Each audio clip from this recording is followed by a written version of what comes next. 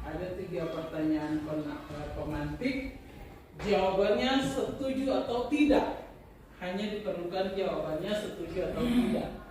Dimana pertanyaan yang pertama, setuju atau tidak hukuman dapat mendisiplin anak. Yang kedua, setuju atau tidak pemberian hukuman dengan hal positif seperti membaca atau membersihkan halaman sekolah dapat meningkatkan disiplin anak. Dan yang ketiga, setuju atau tidak memberikan penghargaan dapat meningkatkan motivasi belajar. Jadi ada 3 pertanyaan pemantik nih sebelum kita masuk kepada materi. Menurut ibu-ibu, yang pertama, hukuman dapat mendisiplin anak, setuju atau tidak? Setuju. Tidak. Ada yang setuju dan ada yang tidak. Tergantung hukuman yang diberikan.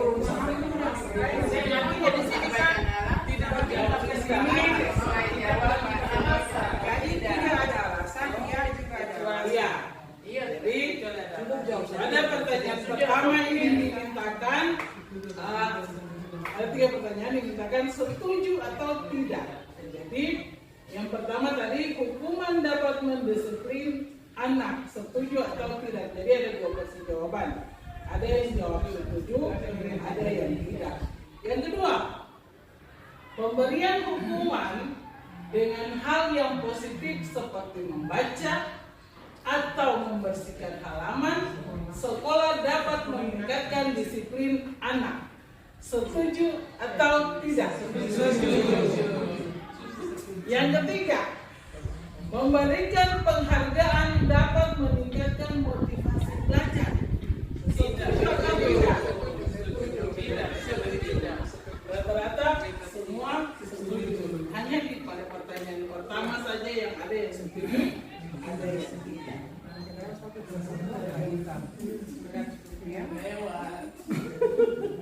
Oke. Itu adalah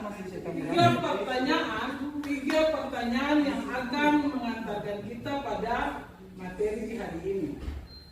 Kita punya pemberian hukuman dengan hal yang positif seperti membaca atau membersihkan halaman sekolah dapat meningkatkan disiplin anak.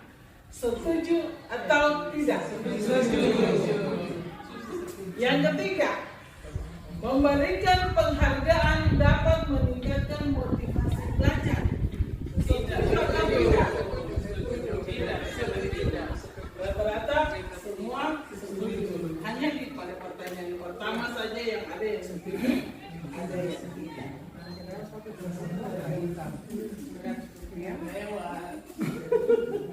Oke. Itu adalah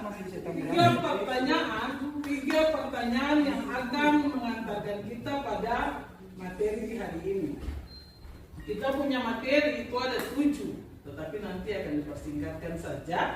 Ada 7 materi yang akan kita bahas. Yang pertama, perubahan paradigma belajar. Yang kedua, disiplin positif. Yang ketiga, motivasi perilaku manusia. Keempat, kebutuhan dasar. Kelima, posisi kontrol restitusi. Keenam, keyakinan kelas. Dan yang ketujuh, segitiga restitusi. Ini adalah 7 materi ini dia saling berkesinambungan.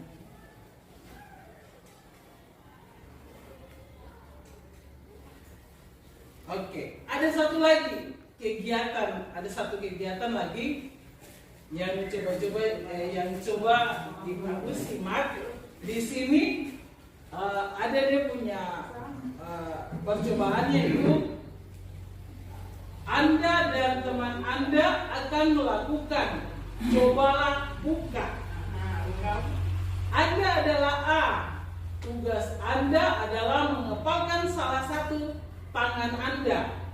Coba Anda bayangkan bahwa Anda menyimpan sesuatu yang sangat berharga di dalam kepalan tangan Anda. Anda perlu menjaga benda tersebut sekuat tenaga Anda, karena begitu pentingnya untuk kehidupan Anda. Tugas B, rekan Anda atau teman Anda adalah mencoba dengan segala cara untuk membuka kepalan tangan Anda. Teman Anda B boleh membujuk, menghardik, mengintimidasi, memarahi, menggoda, menggelitik, bahkan menawari uang agar Anda bersedia membuka kepalan tangan Anda. Jadi di sini ibu-ibu ibu-ibu bayangkan, kalau misalkan sesuatu yang berharga di tangan kita, kemudian ada teman yang meminta, apakah kita akan memberikan atau tidak? Tergantung apa dong? Kan di sini dia bilang yang sangat berharga buat kita punya hidup. Ketika teman meminta untuk membuka dengan cara dirayu, diberikan uang, paksa, otomatis dia tidak akan membuka. Pasti menurut pribadi kan itu saya akan buka kalau memang itu penting buat diri. Tetapi ada kata tetapinya, kalau misalkan di dalam itu dia bisa menghidupi orang lain, apakah kata akan membuka atau tidak? Kalau memang dia bisa menghidupi orang lain, terasa bisa sebenarnya. Contoh misalnya,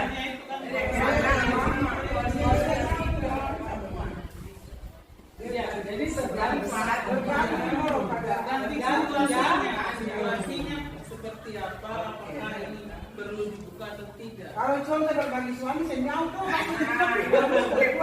Pasti kalau berkaitan dengan suami, tapi dalam kondisi tertentu,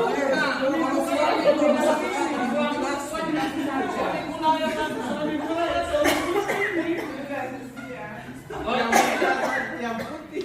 Jadi kita akan lanjut. Nah, di sini ada perubahan paradigma teori kontrol. Jadi ini kalau salah ucap juga akan jadi jadi ini ada paparan dari salah satu dokter, yaitu dokter Esther. Itu beliau mempunyai kontrol teori itu untuk meluruskan miskonsepsi tentang kontrol. Jadi posisi kontrol itu dia menurut Glaser ini ada 5, yaitu ilusi untuk mengontrol murid. Kemudian yang kedua, bahwa kritik untuk membuat merasa bersalah dapat menguatkan karakter. Yang ketiga, ilusi bahwa semua penguatan positif efektif dapat bermanfaat.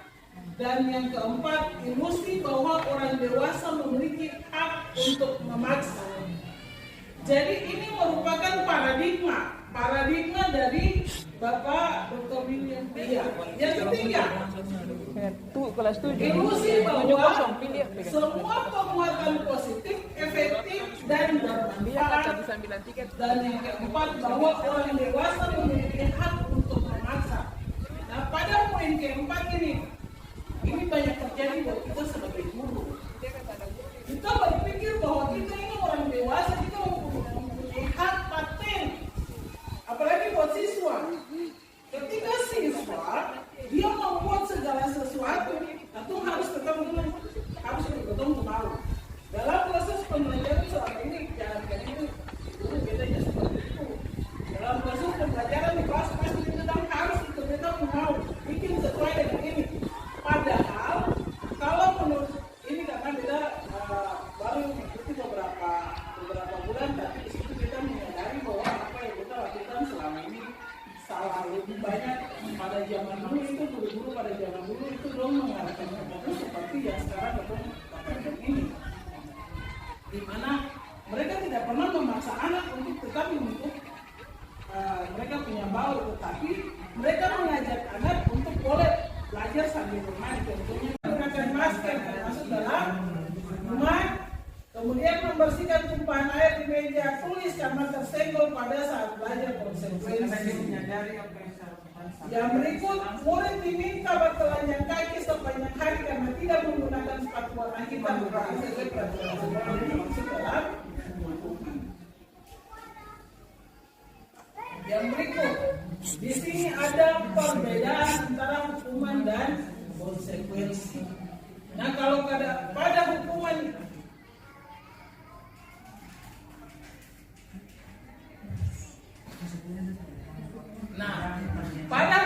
ini adalah sesuatu yang menyakitkan harus terjadi. Jadi hukuman itu sesuatu yang memang harus terjadi karena berdasarkan mungkin dia melakukan pelanggaran sehingga harus dilakukan, diberikan hukuman. Sementara konsekuensi sesuatu yang harus terjadi. Yang berikut, yang kedua, tidak nyaman untuk murid atau anak dalam jangka waktu yang panjang. Konsekuensi ini tidak nyaman untuk murid, anak untuk jangka waktu yang pendek. Artinya, kalau misalkan pada hukuman tidak nyaman berarti kayak gini. Kalau kita melakukan misalkan melakukan kesalahan, siswa itu dia melakukan kesalahan, lalu kita misalkan pukul selama 15 kali. Bayangkan kita pukul selama 15 kali. Otomatis tersimpan di benaknya bahwa kita simpan di mulut itu sampai kita ini di otak. Jadi kan terbawa nih. Jadi sepanjang dia hidup pasti dia sampai kemudian dia sekolah di bang ideologi itu sampai kita sampai mau orang itu sampai. Yang berikut, murid atau anak akan tersakiti karena dengan adanya hukuman tadi berarti anak itu akan tersakiti. Dan yang berikut adalah membenci tentang peraturan. Konsekuensinya murid akan dibuat tidak nyaman. Lalu yang berikut, murid atau menghormati peraturan. Ada lagi mendorong menyalahkan diri, kemudian konsekuensinya mendorong kepatuhan, kemudian konsep diri buruk, konsep diri baik. Anak belajar menyembunyikan kesalahan, sementara pada konsekuensi anak lebih belajar taat peraturan. Lalu modenya hukuman itu mode paksaan, sementara konsekuensi itu stimulus respon. Artinya tanpa harus memberikan hukuman, dong tetap melakukan yang kayak tadi. Dia mengeluarkan air dengan sendirinya dia akan membersihkan air tersebut.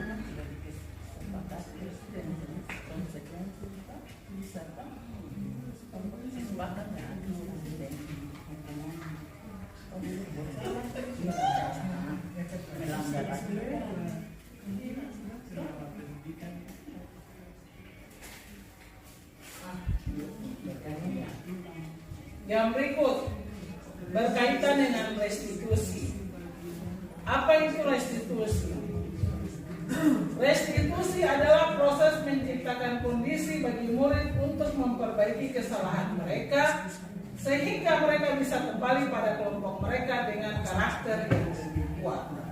Ini menurut dosen, dia mengatakan bahwa restitusi itu proses menciptakan kondisi bagi murid untuk memperbaiki kesalahan mereka sehingga mereka bisa kembali pada kelompok mereka dengan karakter yang lebih kuat.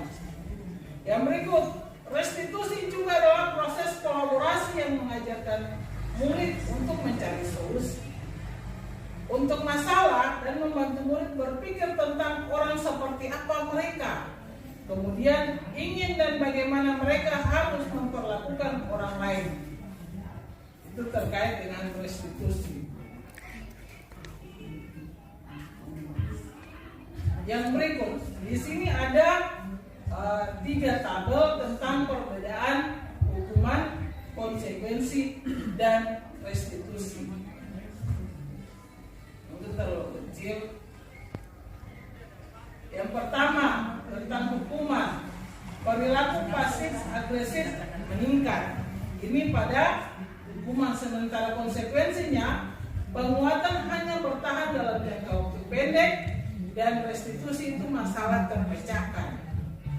Yang berikut, sistem tidak akan berjalan bila murid tidak takut. Ini kan hukuman.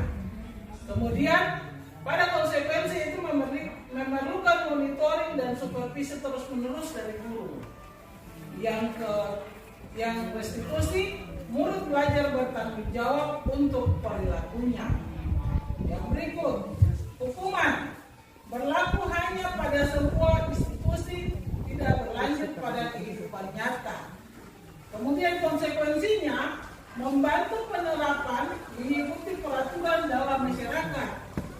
Restitusi fokus pada pemecahan masalah dalam jangka waktu panjang. Yang berikut, hukuman peraturannya adalah kamu harus, berarti sesegera kita harus melakukan. Sementara konsekuensi, apa peraturannya? Mampukah kamu melakukannya? Terima kasih. Kesalahan. Yang kedua, memperbaiki hubungan. Yang ketiga, tawaran bukan paksaan. Yang keempat, restitusi menuntut untuk melihat ke dalam diri. Kelima, restitusi mencari kebutuhan dasar yang mendasari tindakan. Keenam, restitusi diri adalah cara yang paling baik untuk memperbaiki diri. Dan yang ketujuh, restitusi fokus pada karakter bukan tindakan. Kedelapan, restitusi fokus pada solusi. Dan kesembilan, restitusi mengembalikan murid yang berbuat salah pada kelompoknya. Yang berikut, kita masuk kepada materi yang berikut, yaitu tentang keyakinan kelas. Nah, pada keyakinan kelas ini, mengapa tidak peraturan kelas saja, tetapi keyakinan kelas? Ada 3 pertanyaan pemantik, yaitu yang pertama, mengapa kita memiliki peraturan harus menggunakan helm dalam mengendarai kendaraan roda 2? Yang kedua,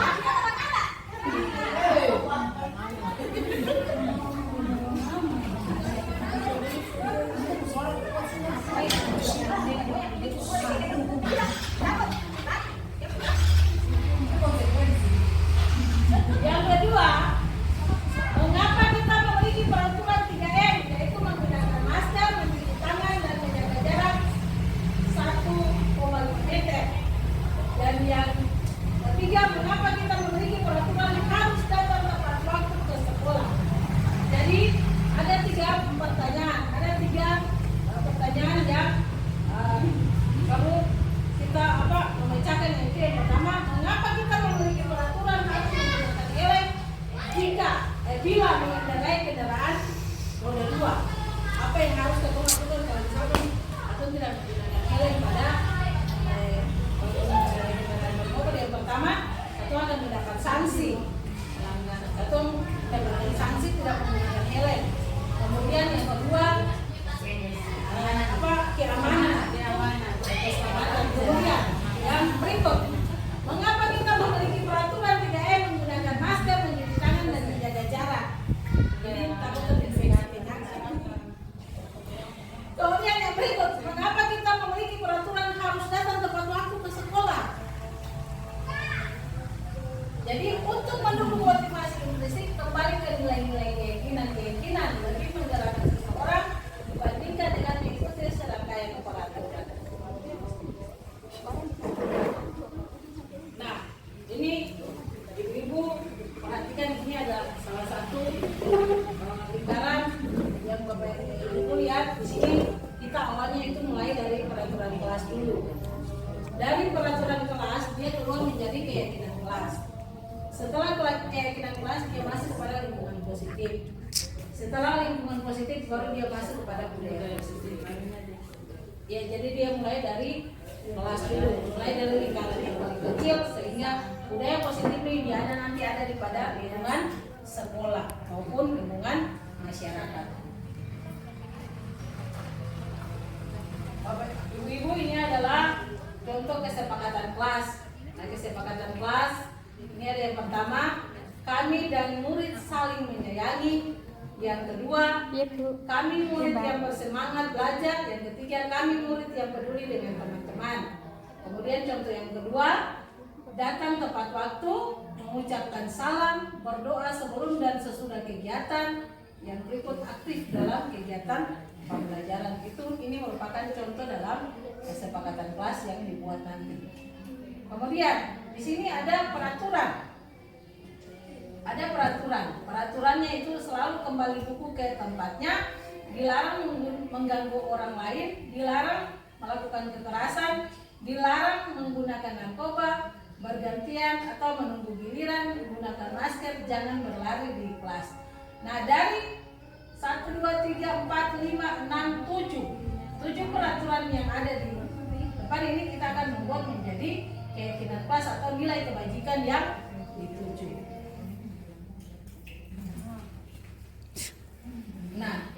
lihat, selalu kembalikan buku ke tempat. Berarti ini nilai kebajikannya itu tanggung jawab.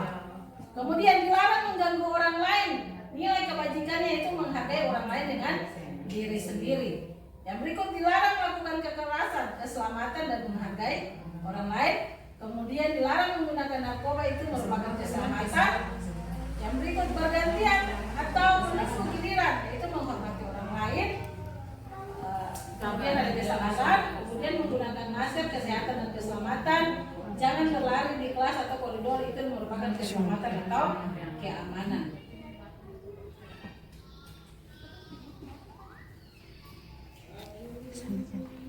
Yang berikut, ada kebutuhan dasar manusia. Nah, setiap tindakan murid dilakukan untuk memenuhi kebutuhan dasar mereka. Yang pertama, kebutuhan untuk bertahan hidup. Yang kedua, cinta dan kasih sayang. Ketiga, kebebasan. Keempat, kesenangan. Dan yang kelima, kepuasaan. Ini dia punya diagram.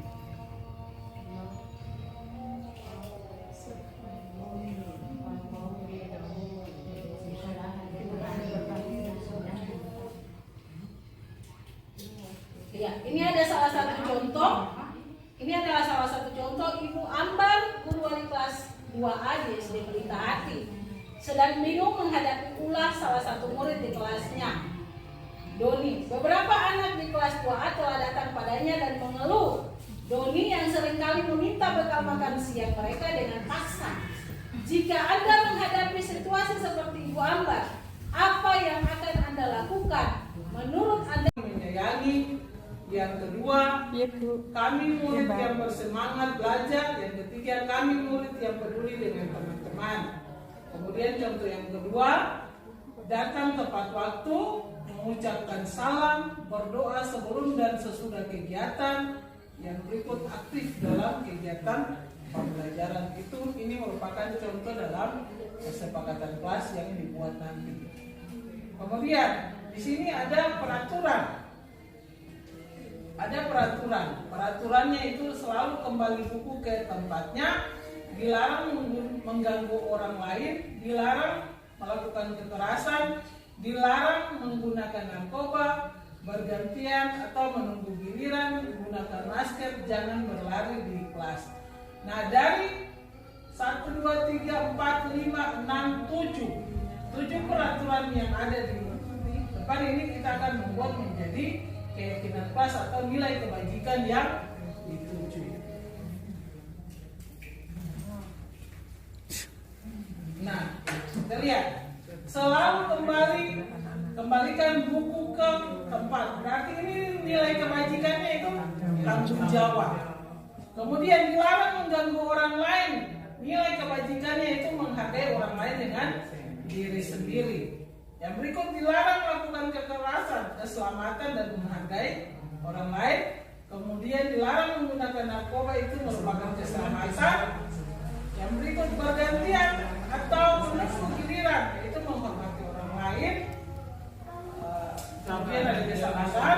Kemudian menggunakan masker, kesehatan dan keselamatan. Jangan berlari di kelas atau koridor, itu merupakan keselamatan atau keamanan.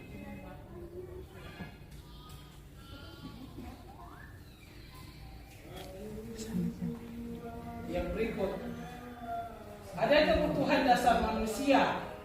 Nah, setiap tindakan murid dilakukan untuk memenuhi kebutuhan dasar mereka. Yang pertama, kebutuhan untuk bertahan hidup. Yang kedua, cinta dan kasih sayang. Ketiga, kebebasan. Keempat, kesenangan. Dan yang kelima, kepuasaan. Ini dia punya diagram.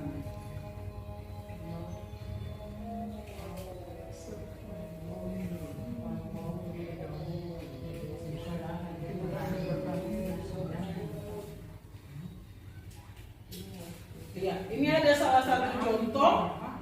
Ini adalah salah satu contoh Ibu Ambar, guru wali kelas 2A di SD Pelita Hati, sedang bingung menghadapi ulah salah satu murid di kelasnya, Doni. Beberapa anak di kelas 2A telah datang padanya dan mengeluh Doni yang seringkali meminta bekal makan siang mereka dengan paksa.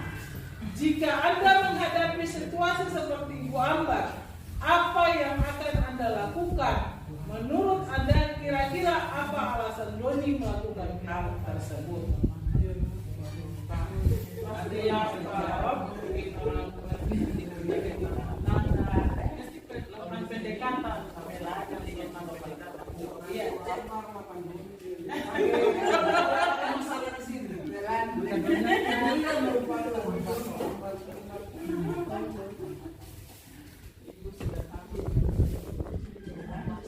Jadi di sini pertanyaan pertama, apa yang Anda lakukan? Apa yang Anda jika Anda menghadapi situasi seperti Ibu Ambar, apa yang akan Anda lakukan? Misalkan Atau punya posisi seperti Ibu Ambar, apa yang Atau lakukan jika Atau selaku wali kelas lalu ada murid yang dia melakukan hal seperti demikian, apa yang kita akan lakukan? Kemudian, menurut Anda kira-kira apa alasan Doni melakukan hal tersebut? Tadi kita sempat menangkap bahwa Doni melakukan hal tersebut karena mungkin dia lapar, ya kan? Orang tuanya, iya. Berarti selaku guru, apa yang akan kita lakukan untuk menghadapi sikap Doni ini? Iya, berarti kita harus menanyakan alasan.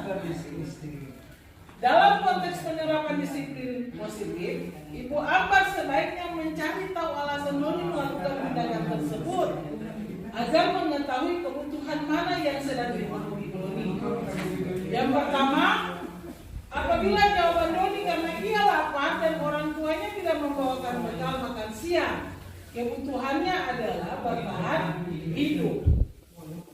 Yang kedua, apabila jawaban Doni karena ia senang temannya jadi memperhatikan dia, kebutuhan adanya cinta kasih dan kasih sayang untuk diterima. Kemudian yang ketiga, apabila jawaban Doni adalah dia merasa hebat karena temannya jadi takut dan menuruti keinginannya, dia termasuk dalam kebutuhan penguasaan. Yang keempat, apabila jawaban Doni karena dia merasa bosan karena bekal yang dibawakan ibunya karena selalu membawa bekal yang sama, kebutuhannya adalah kebebasan. Dan yang kelima, apabila jawaban Doni adalah iseng saja dan tidak menikmati ekspresi wajah temannya yang kesal karena diambil makanannya, kebutuhannya adalah jadi ya tergantung pada alasan Doni menyampaikan lalu dikaitkan dengan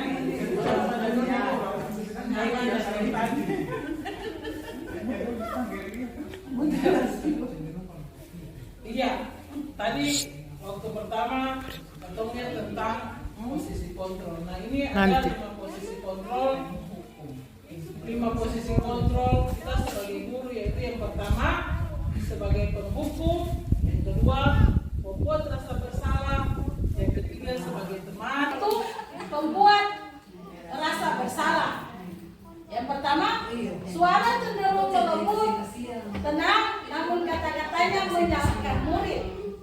Yang kedua, guru akan menyatakan hal-hal yang merasa kesalahan ada pada murid dengan membuat guru menderita. Ini pembuat merasa bersalah. Dampaknya, dampak posisi pembuat merasa bersalah yaitu membuat murid merasa bersalah, identitasnya gagal. Yang kedua, rendah diri dan menarik diri dari lingkungan, karena yang tadi misalkan kita menyatakan merasa kesalahan ada pada murid dengan membuat guru menderita. Kadang kan kita jika si bikin begitu nanti guru dimarahin oleh kepala sekolah misalkan, berarti menimbulkan bahwa dia merasa bahwa dia merasa bersalah sehingga dia mau melakukan hal-hal yang ini dia merasa dikucilkan. Yang berikut, posisi sebagai teman, suara guru akan ramah. Yang kedua, cenderung bersendagurau untuk menghangatkan suasana. Dampak posisi teman yaitu murid akan bergantung kepada satu orang atau faktor ketergantungan. Yang kedua, murid tidak mandiri dan tidak bisa berpikir untuk diri sendiri. Jadi ketika kita menyamakan kita diri sebagai posisi teman, otomatis kan kita akan bergaul dengan siswa. Kita menganggap siswa itu sebagai teman. Makanya nanti akan dampaknya seperti ini. Mereka akan tergantung kepada kita. Kemudian yang berikut, posisi pemantau atau monitor. Di sini seorang pemantau akan bersuara datar, tidak emosional, tidak bersenggau-gurau ataupun menggunakan suara tinggi. Yang kedua, tercipta identitas diri positif atau berhasil. Dan yang ketiga, pemantau perlu senantiasa memantau pada saat murid diberikan sanksi. Maka guru pun harus selalu mengawasi. Dampak atau posisi dari pemantau ini, murid akan menghitung konsekuensi dan hadiah tanpa memahami sepenuhnya nilai kebajikan yang dituju. Kemudian yang kedua, tidak sepenuhnya mandiri. Yang berikut, posisi guru sebagai manajer. Suara manajer netral, tidak emosional, tidak terlalu ramah dan tidak bernada tinggi. Yang kedua, tercipta identitas positif yang berhasil. Yang ketiga, guru dengan tulus mengajarkan pertanyaan-pertanyaan bermakna agar membuka pikiran murid. Dan yang ketiga, guru membimbing murid untuk memecahkan masalahnya dengan secara diri. Dampak positif yaitu murid mandiri, yang kedua percaya diri dan dapat memecahkan masalah. Nah, tadi dari 5 posisi kontrol yang ada, manakah yang ada pada diri kita sebagai guru? Kolaborasi.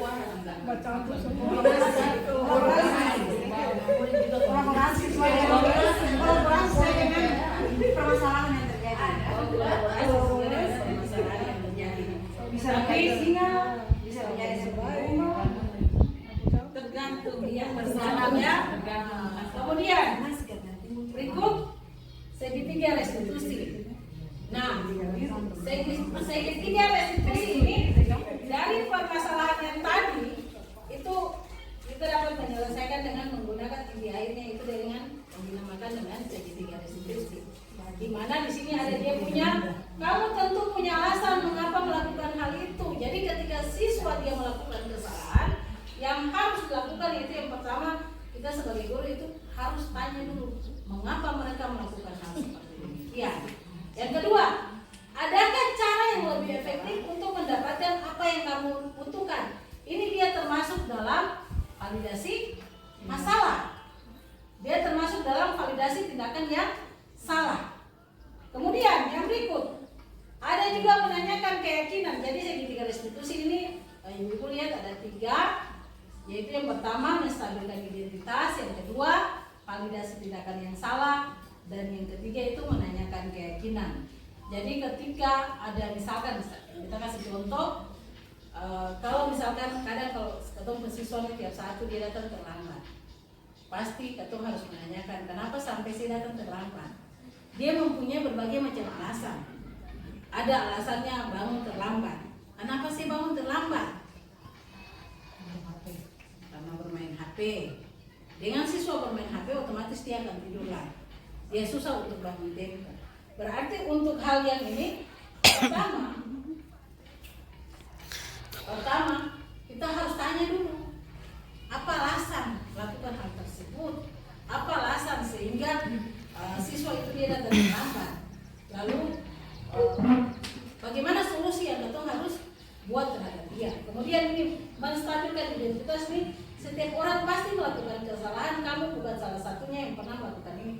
Otomatis tiap ketong menyelidiki, pastikan semua orang tuh melakukan hal yang salah. Berarti ketong sering menyudutkan dia. Tetapi ketong mengatakan, iya memang benar. Setiap orang itu pasti akan melakukan kesalahan, bukan kamu saja. Banyak orang, tapi harus dengan cara apa supaya kamu tidak lagi tidur terlambat, kemudian tidak datang ke sekolah terlambat. Kemudian menanyakan keyakinan kelas apa yang telah disepakati, lalu kamu ingin menjadi orang yang seperti apa masalah ini. Dan yang kelima, apakah saat ini kamu sedang menjadi orang yang baik untuk dirimu sendiri? Jadi jika di sini dia mengajarkan kita bagaimana kalau mendapatkan salah satu siswa yang misalkan tadi saya kasih contoh, kita kasih contoh kalau siswa itu dia datang terlambat, membuat kesalahan. Di sini dia bilang manusia tidak ada yang sempurna. Ya, contoh saja seperti kita sering datang terlambat. Itu kita belum menjalankan disiplin budaya positif. Yang berikut, Yang pada sisi yang kedua yaitu validasi tindakan yang salah. Berdasarkan prinsip setiap perilaku berupaya memenuhi sesuatu kebutuhan tertentu. Yang kedua, guru akan bergeser dari pemikiran stimulus respon menjadi proaktif. Dan yang ketiga, mengenali dan mengakui kebutuhan muridnya, dapat memperbaiki hubungan dengan murid. Dan yang keempat, pernyataan disampaikan dengan nada suara tidak menghakimi atau memojok. Ajukan pertanyaan, kamu bisa saja bertindak lebih gegabah lagi dari ini. Yang kedua, kamu bisa melakukannya tanpa suatu alasan tertentu. Yang ketiga, kamu melakukannya karena mempertahankan sesuatu yang penting bagimu. Dan yang keempat, mungkin kamu bisa mempelajari sesuatu perilaku baru yang lebih efektif. Bersedia kamu mempelajarinya. Jadi itu adalah terkait dengan validasi. Nah, kan dulu ini saya jelaskan banyak, kita next saja. Kemudian yang ketiga, menanyakan keyakinan. Nah, pada menanyakan keyakinan ini yang pertama, teori kontrol menyatakan bahwa pada dasarnya kita termotivasi secara intrinsik. Kemudian saat perilaku divalidasi dan identitas sukses telah stabil, maka murid telah siap mengaitkan keyakinan dengan tindakannya yang salah. Ada 4 ajuan pertanyaan, yaitu yang pertama sebagai keluarga atau kelas apa yang kita yakini. Kemudian nilai-nilai apa yang telah kita sepakati. Dan yang ketiga, nilai seperti apa gambaran sebuah kelas yang ideal bagi kamu. Dan yang keempat, kamu ingin menjadi orang yang seperti apa. Iya, sampai di situ kita punya sosialisasi, yaitu tentang budaya positif.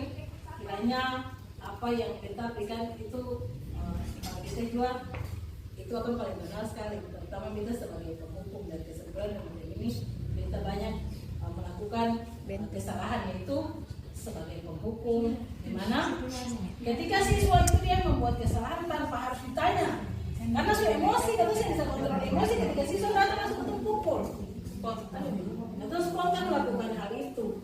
Dan ketika kita mempelajari ini, kita akan perlahan-lahan berubah. Walaupun rendang sepenuhnya akan kembali pulang tangan semudah kembali pulang tangan, tapi atau berupaya untuk perlahan-lahan untuk berubah. Mungkin itu saja. Terima kasih Ibu sudah meluangkan waktu untuk kegiatan hari ini. Ya, terima kasih.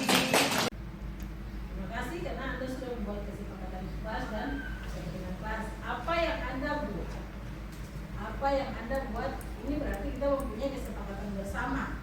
Bukan hanya dari saya yang bilang bahwa harus demikian, tetapi apa yang Anda buat kan itu berdasarkan kesepakatan bersama. Nanti saya akan bacakan satu persatu, lalu kita akan merangkum menjadi satu. Ada beberapa bagian ini kan, masing-masing punya pandangan ini berbeda. Misalkan Lisa punya pandangan beda dengan Raffi. Otomatis nanti dalam prosesnya ini nanti kita akan memadukan, kita akan menyatukan, kita akan lihat mana yang sama, kita akan satukan. Kemudian nanti dibuat dalam nanti guru buat dalam satu pamflet yang dibuat. Kemudian nanti di situ akan ada kesepakatan juga dengan orang tua, nanti guru bikin lalu tinggal tanda tangan kesepakatan. Ingat ya,